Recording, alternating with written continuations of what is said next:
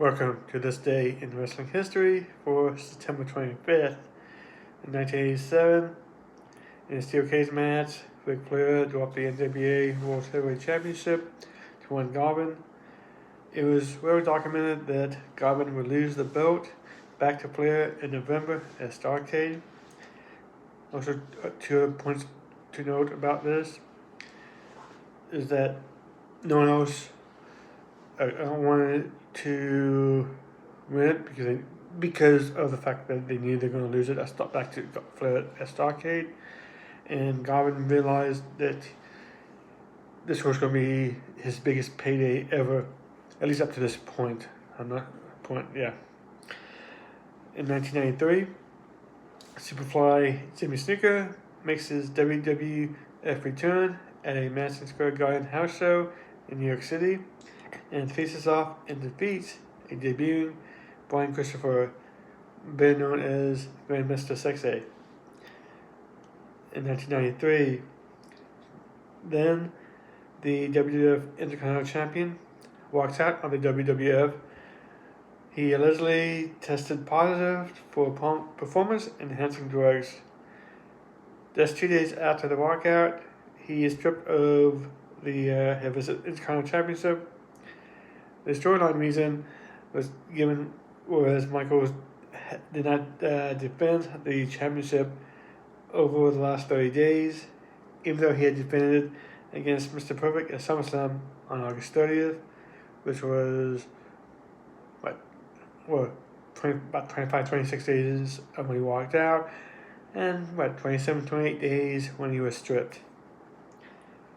In 1996, on an episode of WWF Monday Night Raw from the Grand Center in Grand Rapids, Michigan, Owen Hart and Yokozuna were re-awarded the tag team belts that they had lost the night before at In Your House 3 triple header due to the complicated finish of the match.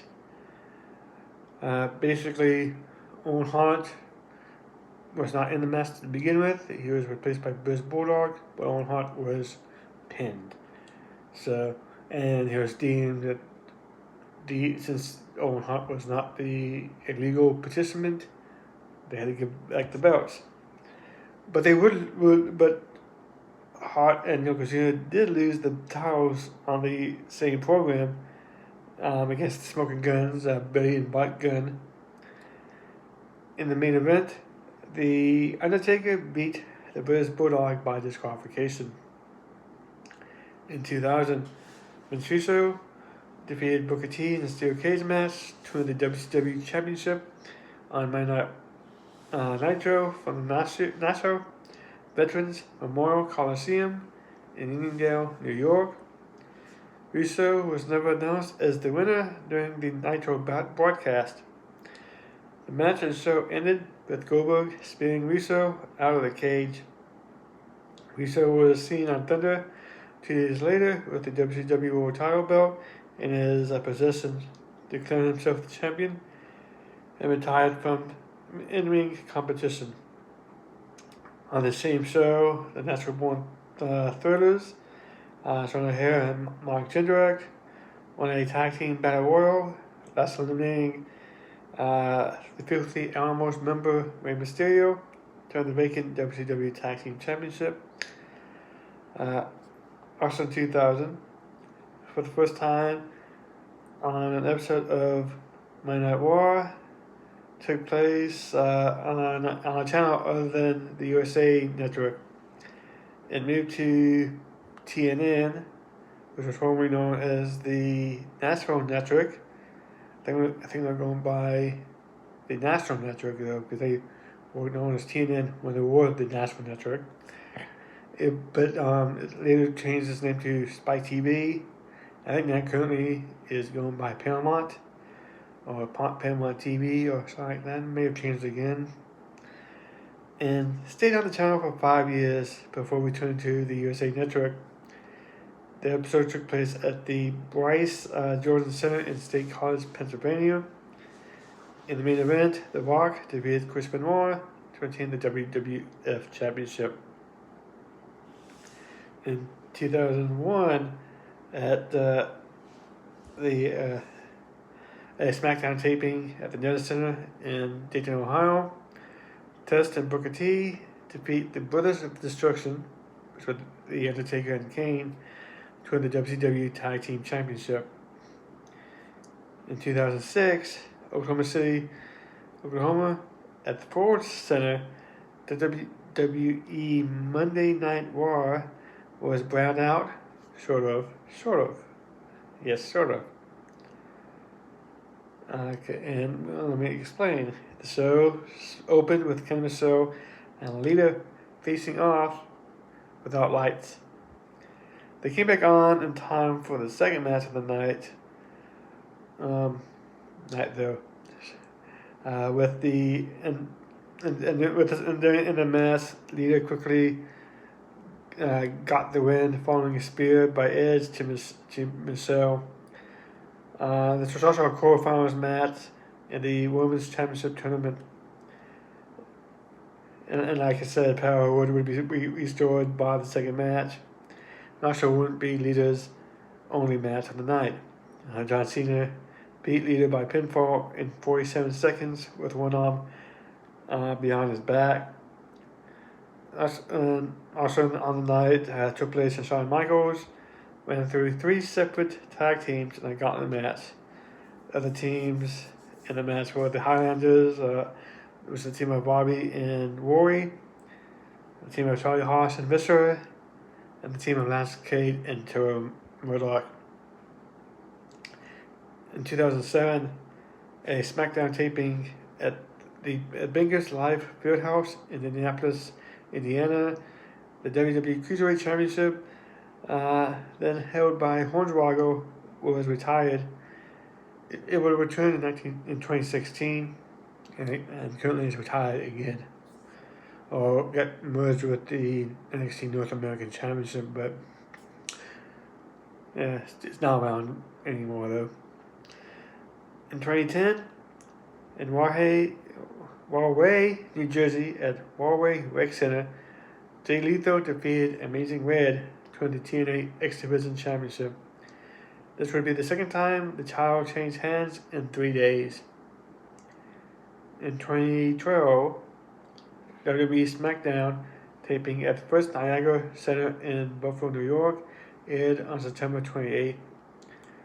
Team Rhodes Scarlett, that's the team of Cody Rhodes and Damien Sandow, defeated the Usos, Jay and Jimmy, in a quarterfinal match in the WWE Tag Team Championship #1 Contender Tournament. In 2016, the British Wrestling Promotion Progress held a Chapter 36, We're Going to Need a Bigger Room Again event at the OTO Academy in London, England.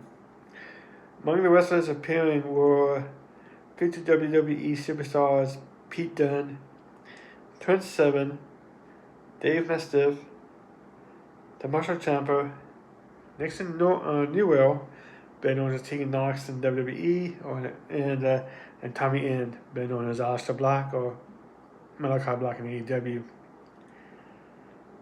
Also in 2016, the WWE pay-per-view Clash of Champions took place at Indianapolis, Indiana, with 5 different championships on the line. The New Day, represented by Big E and Kofi Kingston, retained the WWE Tag Team Championship against Carl Anderson and Luke Gallows. T.J. Perkins retained the WWE Cruiserweight Championship against Brian Kendrick. Charlotte retained the Raw Women's Championship in a triple threat match against Bayley and Sasha Banks. Roman Reigns defeated Rusev by pinfall to win the United States Championship. In the main event, Kevin Owens pinned the Universal Championship. Retained the Universal Championship against Seth Rollins. In 2020, the Ring of Honor weekly TV came from the UMBC Event Center in Baltimore, Maryland.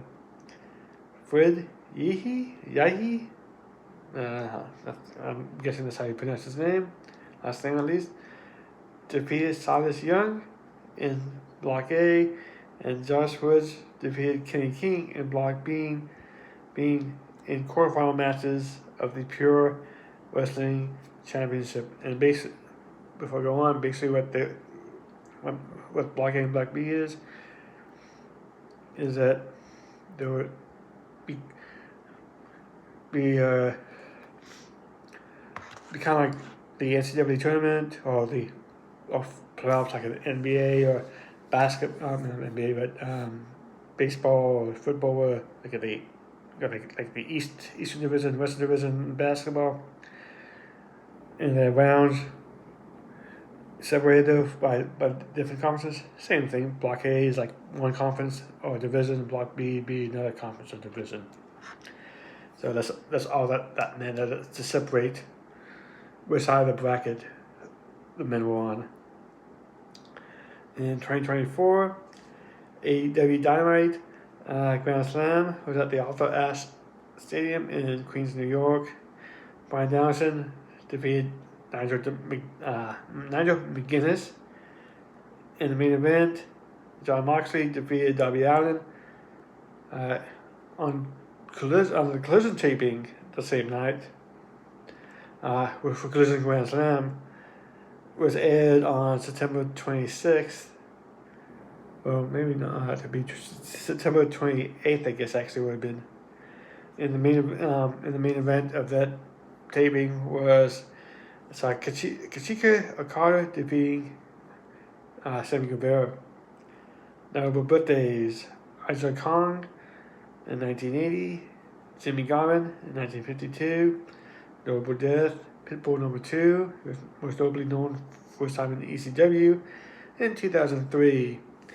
Thank you for watching. Please like, share, subscribe, and have a good day.